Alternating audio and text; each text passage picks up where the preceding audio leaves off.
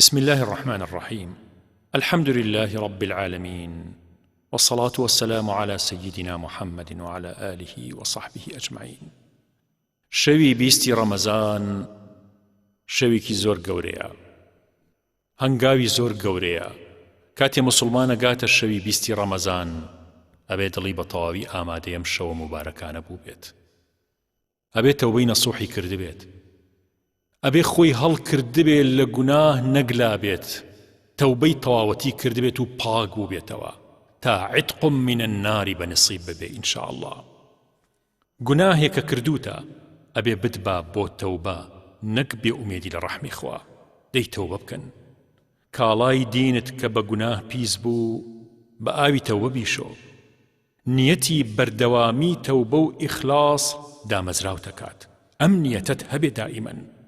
لەم حاڵەیە هەرگیز لا مەکەرەوە و مارەکان لەسەر ڕێگات لا چوون و لە کەناران دەستیان بۆ مەبە. خواردن و خەو و قسەکردنت لە خوو ئارەزوو ویستی خراپت دوور بخەرەوە و بیخەرە خزمەتی قورئان و سونەتەوە.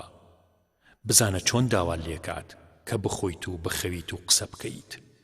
دەرمان بۆ ئەم نەخۆشیە درەژخایەنەت تەسلیم بوونە بە حەق تەعالی جەل جەلالوه.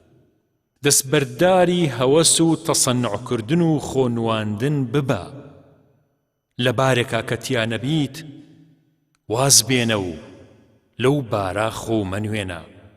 واز لەم جۆرە درۆ و ڕیا و دووڕوویە بێنە، سەرتەخوات کردارە پێوە ناهێڵێت، توێشتووی قیامەتێ بەتاڵەکاتەوە.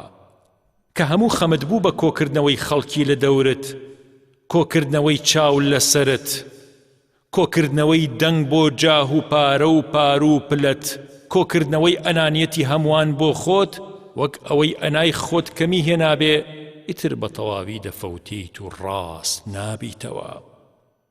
نەکەی زاهرێ زوهد و باتنێ ویست و حەز بێت، فەزیحەتت تووشە بێ لەم کاتەیە، فەزیحەتێ تووشە بێت.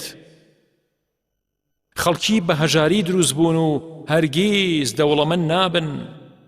چیان لێداوە و چاوەڕوان دەکەیت؟ خوا شەریک قبوڵ ناکە، تۆ خەریکی چیت؟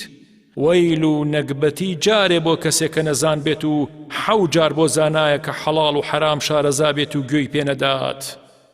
حەق تەعالی حەقە، تەنها حەق تەعالی حەقی تەواوی لایە. بەرەی ئادەمیزاد گەوزاوی ناو ناحەقی و باتڵن. بە حەقەوە سەرقاڵ بە، کەوتووی ناو ئارەزوو دیل و ویست و شەهوەت مەبە. دڵێک لە زەوی گەوزا بێت بەبێ پەیوەندیکردن بە حەق تەعالیەوە ڕزگاری نابێت هەرچیەک بکە. چەند جار لە پەشیمانی گوناهە ئەگریاوی، ئەی باشە چەند جار حەسرەتێ بۆ لە دەست چوونی خێرە هەڵکێشاوە، چەند جار خەون لە چاوەکانت تۆراوە لە ترسی زۆربوونی گوناه و غەفڵەتەکانت. ئەی باشە کەی بەخەبەر دێی، کەی زوانتان بپارێزن لە بەرامبەر دۆست و وەلیەکانی خوا. بە خراپە باسییان مەکەن، ئەو زمانەی خراپ باسییان بکە، زۆر زوو خاوی لێ دێت.